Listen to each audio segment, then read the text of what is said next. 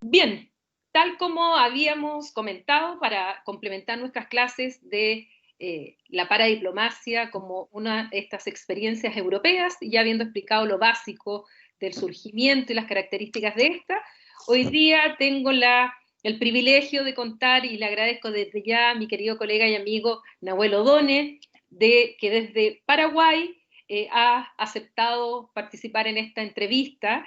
Él es director de Relaciones Internacionales, es doctor en Relaciones Internacionales y es jefe de promoción de políticas sociales del Instituto ¿me ayudas? Instituto del Sur, Social del Mercosur. Social del Mercosur.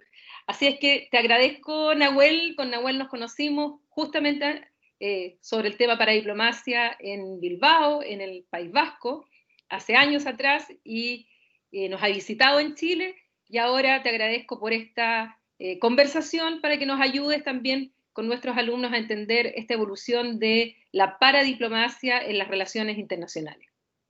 Muchísimas gracias, Paulina. La verdad que es un gusto para mí compartir este espacio. Te agradezco una vez más la oportunidad y como bien decías, realmente hemos tenido la oportunidad, la dicha de compartir diferentes espacios en distintos continentes y bueno, y siempre es un gusto dialogar contigo y con los alumnos y alumnas de la Universidad de Concepción. Me encanta, me sorprende gratamente que tengan tanto interés en el tema de la paradiplomacia. Tú sabes perfectamente que los que estudiamos la paradiplomacia a veces no estamos en la primera línea de las relaciones internacionales, pero estamos en una segunda línea, creo que bastante posicionados y creciendo en el sentido que cada vez más hay mayor interés de estudiantes de relaciones internacionales y no solo de relaciones internacionales, también de otras carreras, por interesarse, estudiar más este fenómeno de las relaciones internacionales desde los gobiernos locales e intermedios, ¿no? Desde las ciudades, los municipios, pero también desde las provincias, los departamentos, los estados. Yo creo que esto se debe también a que hoy en día trabajar en este campo de relaciones internacionales es una opción laboral para muchos graduados en relaciones internacionales, en economía, en ciencias políticas, gente que esté vinculada a los idiomas también, porque bueno, obviamente en esto de la cooperación internacional hay que conocer distintas lenguas, distintas técnicas para poder desarrollar proyectos de cooperación internacional al desarrollo, en donde las autoridades que representan al territorio tienen un papel importante a desarrollar. Por lo que tengo entendido, bueno, y un poco conociendo tu perfil, si me equivoco me corriges, seguramente harás este comparativo entre la Unión Europea y América Latina, entre los contextos de uno y otro lado del Atlántico. Entonces hay muchos temas que evidentemente son distintos, si bien los estudios de la paradiplomacia en América Latina están fuertemente influenciados por los estudios de la paradiplomacia en la Unión Europea, pero sobre todo en el contexto iberoamericano, me atrevería a decir, especialmente y fuertemente los estudios que se han dado en España y su impacto sobre América Latina. Obviamente América Latina ha recibido también otros impactos, no solo de Europa, sino por ejemplo de Canadá, que es un sistema federal con una historia y con un funcionamiento muy específico en donde se ha desarrollado inicialmente este concepto de paradiplomacia que después muchos comenzamos a utilizar. Pero dicho esto, creo que hay que tomar en cuenta algunas diferencias importantes entre el contexto europeo y el contexto latinoamericano. La primera diferencia que para mí es fundamental tiene que ver con cómo se denomina la unidad de análisis. ¿En qué sentido? Por lo general, nosotros en América Latina utilizamos la palabra unidades subnacionales para identificar aquellos actores locales que tienen actividad internacional. Es decir, al hablar de unidades subnacionales, hablamos de las regiones chilenas, hablamos de los municipios chilenos. Hablamos de las provincias argentinas, de los municipios argentinos. Por lo general, en Europa prefieren hablar de unidades subestatales y esto tiene que ver con la propia lógica de conformación de los estados a uno y otro lado del Atlántico, en donde en el contexto europeo, que seguramente tú explicarás perfectamente, bueno, fueron distintas naciones las que pactaron conformar un estado. En los casos de América Latina son muchas veces los estados los que construyeron esas historias nacionales y esas culturas alrededor de la conformación del ser nacional, ¿no? Tuvieron que pasar muchísimos años para que algunos países de América Latina, como Bolivia, como Ecuador, empezaran a reconocerse como plurinacionales. Entonces, la unidad de análisis se denomina de manera distinta. En Europa hablamos de unidades subestatales, en América Latina hablamos de unidades subnacionales. Hablar de unidades subestatales en América Latina, sobre todo en los países federales, puede resultar muy complejo. Los estados mexicanos, los estados brasileños, las provincias argentinas tienen cierto poder económico, tienen un importante poder político y evidentemente ellos prefieren la denominación de unidades subnacionales porque eso de ser como un subestado evidentemente no es una caracterización que acepten de manera pasiva porque, bueno, ser reconocido como una unidad intermedia implica el acceso a recursos, un rol en los procesos de descentralización, en los contextos nacionales, etcétera, ¿no? Entonces, a mí me parece que esa es una diferencia fundamental. La segunda cuestión tiene que ver también con la conformación de los propios poderes, ¿no? En cuanto a que esto es una visión muy personal, pero durante muchos años, cuando se comenzó a estudiar la paradiplomacia desde América Latina, el foco inicial fueron las ciudades, los gobiernos locales directamente, los municipios. Después esto ha ido cambiando, afortunadamente se han hecho muchos estudios sobre los gobiernos intermedios, de hecho, bueno, tu tesis de doctorado es sobre las regiones chilenas, pero hay también en los restantes países de América Latina, sobre todo en México, mucho desarrollo sobre la diplomacia estatal de ese nivel intermedio, pero en realidad el foco inicial en el contexto de la década del 90, donde comienza a desarrollarse fuerte el concepto, está puesto en las ciudades. En cambio, en el contexto europeo, para mí hay un foco muy fuerte puesto en los gobiernos intermedios, en las regiones de Europa, sobre todo a partir de la valorización que tuvieron desde la Unión Europea del papel que tienen las regiones en la construcción del desarrollo regional, ¿no? Y al haber generado fondos específicos cuyos beneficiarios eran las regiones, en función de si eran más o menos periféricas, sus debilidades estructurales o sus asimetrías, han hecho que las regiones tengan un poder sumamente importante y una experiencia, una capacidad arraigada de technicalities, de trabajo en cooperación internacional que está, desde mi perspectiva, muy por encima de lo que sucede en los gobiernos locales, en los municipios europeos. Si bien, vale la pena decir, hay, por supuesto, experiencia muy interesante de internacionalización de gobiernos locales municipales en Europa y sobre todo que lo han construido desde un recorrido que ha ido desde lo individual hacia la conformación de redes. Y creo que este es uno de los elementos principales hoy en día de la paradiplomacia y de la extensión de la paradiplomacia, que tiene que ver con la conformación de distintas redes para el actuar internacional. Y esto es sumamente importante porque de alguna manera estas redes han contribuido parcialmente, y recalco que es parcialmente, y además creo que queda mucha tarea por hacer, en reducir ciertas asimetrías y en ir incorporando otros gobiernos locales en esto de las relaciones internacionales, del diseño de proyectos y de trabajar en cooperación internacional. Evidentemente sigue habiendo un campo enorme de trabajo y esto se debe a fenómenos internacionales y a situaciones o circunstancias locales. ¿Por qué digo esto? Porque, bueno, si bien es creciente el rol de internacionalización de los gobiernos locales, incluso podemos decir que comenzó antes, porque esto comienza en la década del 50, con los hermanamientos entre ciudades de Europa con los Estados Unidos al fin de la Segunda Guerra Mundial, y este proceso se ha ido incrementando a lo largo de los años. Evidentemente, para actuar en cooperación internacional, los gobiernos locales tienen que reunir ciertas capacidades, ¿no? Tienen que tener el diseño de estructuras mínimas con un personal acorde y que les permita justamente esta inserción. ¿Qué es lo que pasa? Es que esta inserción depende fuertemente del liderazgo local. Y ese es un punto muy importante a poner de relieve, porque no todas las regiones, no todas las ciudades el líder local o la lideresa local tiene la misma visión sobre la funcionalidad del proceso de desarrollo internacional y cuánto puede contribuir esa internacionalización a apoyar el propio desarrollo endógeno, a apoyar la inserción internacional de la región y demás. Cuando el líder o la lideresa está ausente, bueno, esto ya complejiza un poco, ¿no?, las posibilidades de internacionalización. Hay un componente político muy fuerte.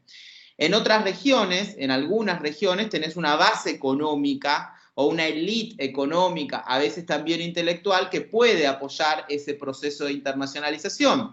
Esto podrá perfectamente evaluarse en el contexto de la región en la cual están insertos nuestros estudiantes de la Universidad de Concepción, es decir, si hay un grupo, ¿no?, impulsor, que son líderes económicos, académicos, y que desde ese lado van alimentando el proceso de internacionalización. Hay casos interesantes en América Latina, y esto nos lleva a sobre todo, el desafío principal en lo que es la gestión de los procesos de internacionalización, que es la continuidad en el espacio de relaciones internacionales por parte de los gobiernos locales. ¿Por qué digo esto? Que el gran desafío es la continuidad, porque a diferencia de los estados que no pueden salir de las relaciones internacionales de alguna manera, tienen que garantizar, no sé, el papel consular, por ejemplo, de la protección consular es una función permanente de los estados, ¿no?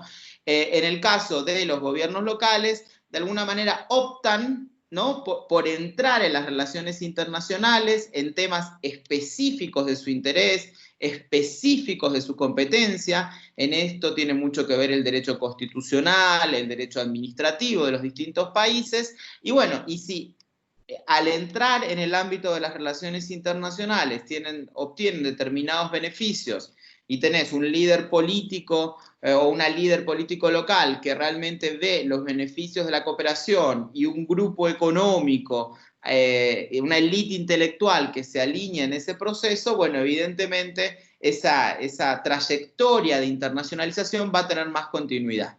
Esto que cuento es muy importante porque en realidad en América Latina, estoy seguro que vos podrás también aumentar la lista de ejemplos, querida Paulina, hay un montón de historias de gobiernos locales o regiones que entran y salen, que no logran esta trayectoria incremental de su rol en las relaciones internacionales, que va de la mano del fortalecimiento de las capacidades internas de las instituciones que están al frente de este proceso. Entonces, lo importante es esto, ¿no? Ver cómo se logra dar sostenibilidad a estas acciones, porque sobre todo, a diferencia de Europa, en América Latina, tenemos este ejercicio más en forma de pico, que son como entradas y salidas, ¿no?, entradas y retiradas de las relaciones internacionales subnacionales. Dentro del contexto actual, y llevándolo un poco a lo que está pasando ahora con la pandemia y con cómo están reaccionando los estados, ¿tú ves una reacción paradiplomática interesante a seguir observando hoy día? ¿O solamente la respuesta está dada a nivel estatal? Porque vemos que la respuesta internacional ha demorado mucho, la estatal ha sido casi inmediata, pero a nivel subestatal o subnacional, ¿observas algo hoy día interesante? Mira, es una muy buena pregunta y además déjame pasar un chivo, como se dice en Argentina, y esto no está organizado a propósito, se los aclaro a los estudiantes y estudiantes. Acaba de salir publicado un artículo muy breve mío, bueno, junto con Ecuatoria, con un colega, sobre el rol de las ciudades frente al COVID, en el diario Clarín de Argentina. Salió hoy mismo, de hecho. Así que hoy estamos a 24 de abril, dependiendo cuándo lo vean los chicos y las chicas. Pero habías Entonces, escrito otro antes también que te había leí. escrito otro antes que tiene que ver más con el liderazgo público y la responsabilidad social frente al COVID, ¿no? Más pensado, si querés, desde el Estado central y desde los ciudadanos y ciudadanas, desde la ciudadanía, ¿no? Desde los puntos de equilibrio que tienen que jugar, ¿no?, el Estado central y sobre todo la ciudadanía, cómo estar a la altura de algunas demandas y en esa correspondencia. Es que voy a compartir ambos artículos con los estudiantes, además. Por favor, gracias, Paulina. No, este es más un raconto sobre las respuestas que han surgido, las acciones que han propuesto gobiernos locales, generalmente bajo el formato de red, ¿no? Bajo este formato colaborativo que anteriormente les mencionaba. Y de hecho yo creo que sí, que evidentemente los gobiernos subnacionales tienen una, no digo una respuesta, pero al menos una opinión y una propuesta en determinados aspectos frente al COVID. Y eso me parece muy importante porque tiene que ver con los aportes que pueden hacer los gobiernos locales a la generación de estructuras de gobernanza para tomar decisiones multinivel y multiactor en este contexto de la pandemia, que es algo, es un fenómeno absolutamente fuera de lo normal. Estamos viviendo casi una película de terror, de suspenso, de las que veíamos en Netflix. Entonces, bueno, evidentemente esto hace que ellos quieran dar una opinión y lo están haciendo a partir de distintos espacios, obviamente virtuales, que se van nucleando para generar propuestas. A mí me parece algo interesante esto, analizar desde las distintas perspectivas que nos han ayudado a estudiar la paradiplomacia. La paradiplomacia en general ha sido estudiada desde 5 perspectivas en América Latina. Los debates acerca de lo que define qué es o qué no es un actor internacional, los debates vinculados a la política exterior y a los procesos de toma de decisiones en la política exterior, aquello que se vincula con el desarrollo territorial en sentido amplio, las dinámicas urbano-rurales, la perspectiva de la integración regional y la perspectiva de la gobernanza, ¿no? De los aportes a los sistemas de gobernanza. Entonces, yo creo que las ciudades se han movido dentro de estas 5 perspectivas en sus propuestas. Y me parece interesante porque eso también habla de el diálogo interno que existe entre los distintos países con sus gobiernos subnacionales. Uno tiene, por un lado, el fenómeno del diálogo transnacional de gobiernos subnacionales, ¿sí? Me refiero a esas redes en donde tenemos los municipios o las regiones chilenas que dialogan, ¿sí? De manera transnacional con sus pares de otros espacios. Esto en Europa es quizás más evidente todavía que en América Latina. Pero también desnuda un poco cómo es el diálogo interno, ¿no? En la lógica del Estado federal o del Estado unitario con sus unidades compositivas. Y esto no es una cuestión menor. ¿Y por qué digo esto? Porque justo en el repaso de actividades que nosotros hacíamos, hay como distintas estrategias que se han planteado y que responden a estas perspectivas, ¿no? Por ejemplo, ciudades y gobiernos locales unidos, junto con ONU Habitat, ha planteado un ejercicio que se llama Beyond the Outbreak, que es básicamente el compartir experiencias de aprendizaje en distintos aspectos que se vinculan con las políticas públicas locales, ¿no? Un poco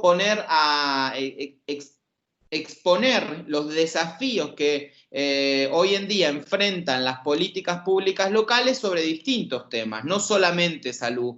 ¿Qué pasa con el tema del transporte? ¿Qué pasa con los pequeños negocios locales? La economía está puesta también en cierto relieve, lo cual a mí me parece en general muy importante, porque la primera visión de la ciudadanía es que solo se trabaja la salud, lo cual es cierto, ante la emergencia tenemos que trabajar la salud. Pero ojo con la economía, tenemos que cuidar la economía de nuestros países porque la economía me va a alimentar en algún momento las políticas de salud, digamos, ¿no? En cuanto a cómo funciona la política fiscal de un Estado, ¿no? Por ejemplo. Entonces, claro, evidentemente en esta primera fase estamos teniendo una afectación económica de personas extremadamente vulnerables o en situaciones de pobreza o en situación de economía informal, pero si esto se extiende va a tener un derrame sobre otras actividades que ya eran más formales, que van a pasar a la informalidad y a la irregularidad con un impacto posterior en nuestros presupuestos. O sea, el terreno, todas las políticas se terminan jugando en el terreno de lo fiscal, ¿no? Entonces, por fuera de las políticas de salud, que todos conocemos en general cuáles son las medidas, que a excepción de algunos países, la mayor parte de las medidas son nacionales. Ojo, tenemos excepciones. En el caso de Brasil, por ejemplo, se comenzaron a tomar medidas subnacionales ante la ausencia de las medidas nacionales, y esto es algo que podemos después conversar. Pero en términos generales, las políticas de salud tienen esos mandatos centrales que son más o menos respetados. Pero ¿qué es lo que pasa con las otras políticas sectoriales? Y ellos han activado algunos debates interesantes en cuanto a las otras políticas sectoriales, políticas de vivienda, desarrollo social, transporte, economía local, como les decía. Y después, otro de los espacios interesantes, este sí vinculado a un espacio regional específico, es el de Mercociudades.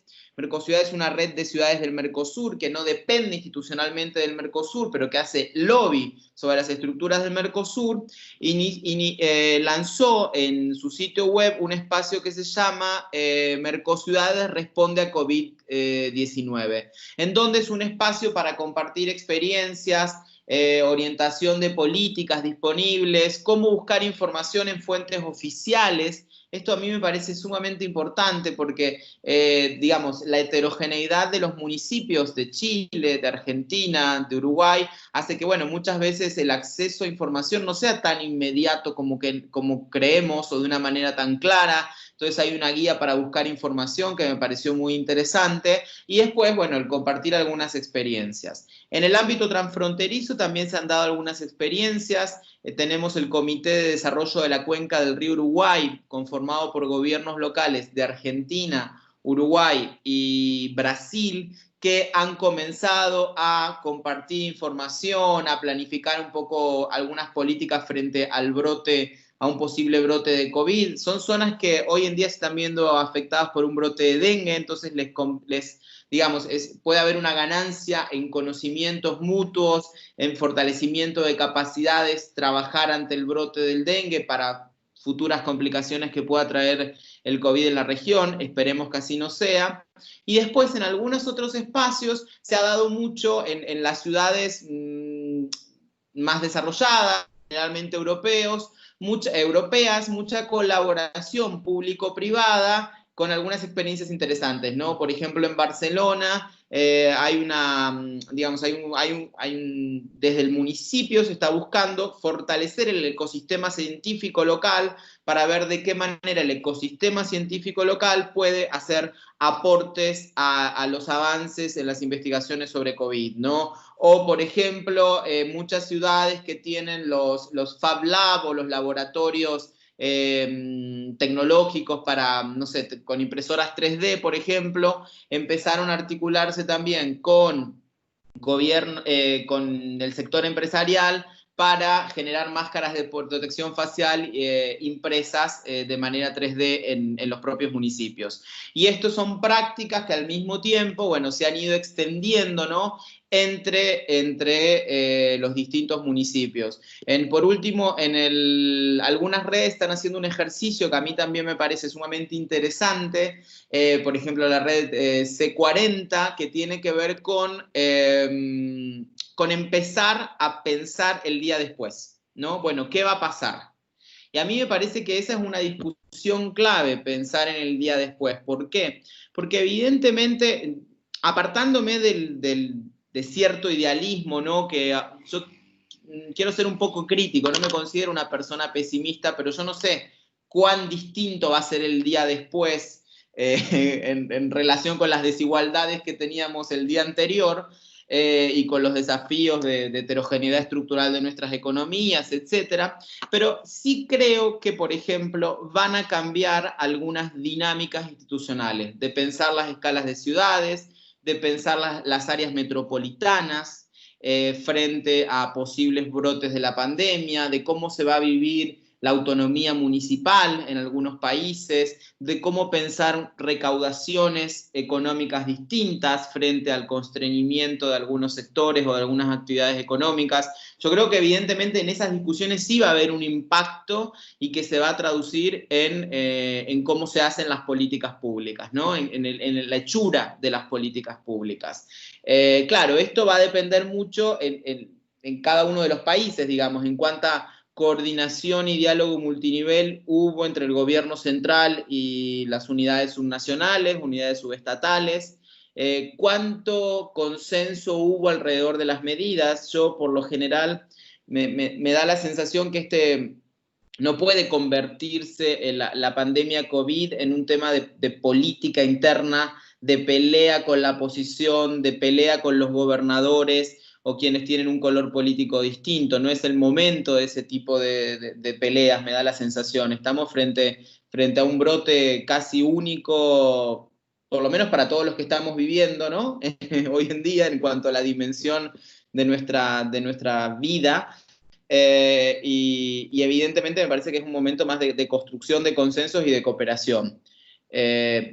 No todas las medidas que se han tomado van en esta línea. Podríamos decir, no es el momento acá, pero se han tomado algunas medidas bastante de las tradicionales que tienen nuestros estados, ¿no? De algunas que incluso frente a los avances de la globalización pensábamos que no iban a reaparecer en escena, pero algunas me parecen que han reaparecido. Mira, creo te adelantaste a dos preguntas que te tenía.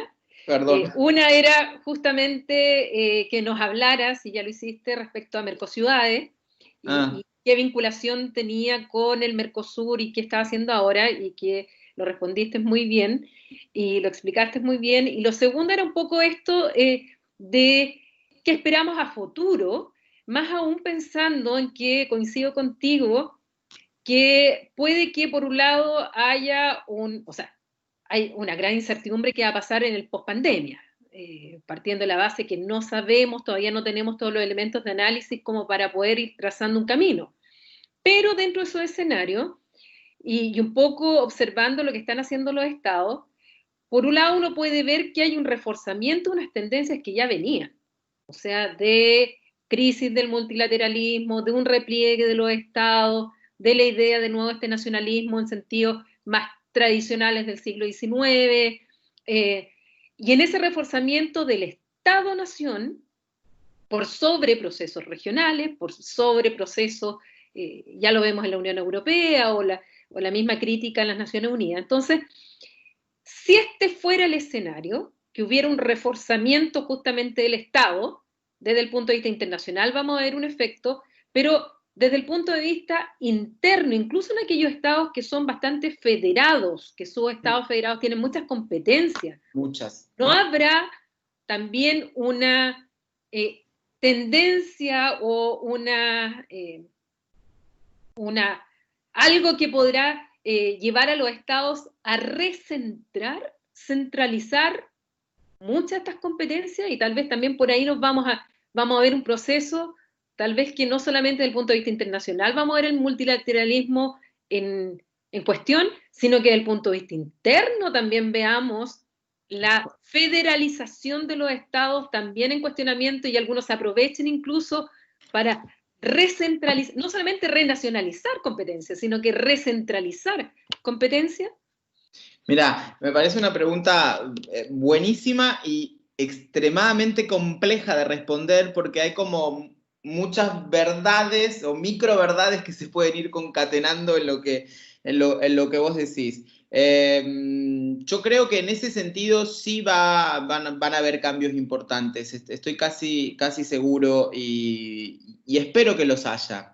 A ver, yo en principio creo que un reforzamiento del Estado central, un volver a pensar un Estado central, no quiero decir un Estado-nación, pero es un Estado central con algunas competencias fuertes, no me parece mal. Ahora, me parece mal que eso se dé en paralelo a una crisis del multilateralismo. Entonces, a mí me parece que evidentemente hay ciertos procesos multilaterales de diálogo y de concordia que tenemos que seguir construyendo desde la comunidad internacional, y que creo que eso es muy importante ponerlo en valor. Hay un corazón de cosas que tenemos que decidir en espacios multilaterales. sobre cómo es vivir en la comunidad internacional. Pero creo que esta crisis nos desafía mucho en algunas competencias o en algunos procesos de privatización, por ejemplo, que se habían llevado adelante al interior de los estados y que habrá que ponerlos a la luz y reevaluarlos, ¿no? Entonces, por ejemplo, en muchos estados federales la salud junto con la educación fue transferida, fue descentralizada a los gobiernos intermedios, ¿sí? Y a su vez hubieron fortísimos procesos de privatización de los sistemas de salud en Europa y en América Latina, ¿no? Quizás, bueno, yo no me atrevo a hablar de Europa en este sentido, pero en América Latina estoy seguro que se privatizó en el nivel central el remanente que quedó y también fuertemente en los gobiernos intermedios. Bueno, evidentemente habrá que evaluar, ¿no? Si un Estado no debería conservar algunas competencias muy fuertes dentro de los sistemas de salud para garantizar la salud de su población, ¿no? Y yo creo que ese es un punto que evidentemente va a tener algún impacto. Salud y educación se transfirieron en conjunto, se descentralizaban en conjunto. No sé si educación va a volver, pero en términos de salud estoy seguro que hay varias cuestiones que van a volver al Estado central. Pero al mismo tiempo, para países periféricos como los nuestros, yo creo que tenemos que pensar también otras estrategias. Por ejemplo, ¿qué pasa en términos de compra de medicamentos o qué pasa en términos de compra de insumos médicos, ¿no? Es decir, no podemos estar hoy globalmente todos dependiendo de los mismos proveedores. Entonces, evidentemente puede haber una reconfiguración de cadenas regionales de valor o la conformación de nuevas cadenas de valor o la recuperación de posiciones en algunas cadenas de valor en donde habíamos perdido. Es decir, yo creo que tenemos que garantizar un piso mínimo de, evidentemente, insumos y medicamentos que podamos producir en nuestros países y producir regionalmente, si no, bueno, justamente para garantizar ahora sí también la salud de la población en nuestro contexto inmediato. Entonces yo creo que vamos a ver estas idas y venidas que pueden resultar contradictorias, que hay que analizarlas con mucho cuidado, porque bueno, esto de cadenas regionales de valor, bueno, hay que ponerlo a la luz de la economía global. Entonces, en el contexto de la luz de la economía global, veníamos en una disputa muy fuerte entre Estados Unidos y China, procesos de reshoring, nearshoring, que seguramente se van a profundizar, en donde, bueno, se va a volver a producir más en casa o en los espacios más cercanos, conformando estas cadenas regionales de valor, y que, bueno, y que para algunos países como nosotros nos desafía un montón a Chile, desafía un montón a Argentina, a América Latina en general, porque nosotros tenemos un montón de insumos que son provistos de manera externa a nuestra región, tenemos muy bajo comercio intrarregional, y evidentemente, bueno, ¿qué hacemos en este contexto, no? Porque el comercio global va a cambiar, pero tenemos bajísimo comercio intrarregional, de los más bajos del mundo. Entonces, ¿por dónde va la respuesta, no? Entonces, bueno, quisiera que no se viera o no se analizase en términos excluyentes esto de reforzamiento del Estado y crisis del multilateralismo. Yo creo que tiene que haber un reforzamiento del multilateralismo, sin duda, y también una revisión de en qué aspectos los Estados tienen que fortalecerse, ¿no? Quizás hay que ver las capacidades específicas en cada uno de sus componentes, en la intersectorialidad que caracteriza, ¿no?, a las distintas políticas públicas que hay que diseñar. El horizonte va a ser muy complejo y todavía estamos viviendo el fenómeno, entonces la incertidumbre es gigante también. Vamos a tener mucho que analizar durante muchísimo tiempo. Te agradezco mucho, Nahuel, tu tiempo, tus conocimientos, tu explicación van a servir muchísimo para nuestros alumnos, para complementar las clases. Así es que muchas gracias y que estén muy bien, cuídate y ojalá que nos veamos pronto en alguna parte. Ojalá que nos veamos pronto, que sea antes de fin de año, posible, ojalá. Bueno, no, y a disposición como siempre, querida Paulina, muchísimas gracias por la oportunidad de dialogar con tus estudiantes, a disposición contigo y a disposición con ellos. Si quieren seguirme en redes sociales o les quieres compartir mi correo electrónico, me buscan en Twitter como @nahuelodone. No tengo tantos seguidores como vos, pero no soy tan famoso como la profesora que tienen. Pero ahí vamos, y no, y por supuesto también que me escriban con libertad, que yo en general respondo. Así lo mismo de mi parte, a disposición, y veamos qué cosas hacemos en el futuro interesantes, con tanto que tenemos que reflexionar. Así que Claro que gracias, sí. Nahuel. Muchas Bueno, gracias. un abrazo muy grande. Gracias.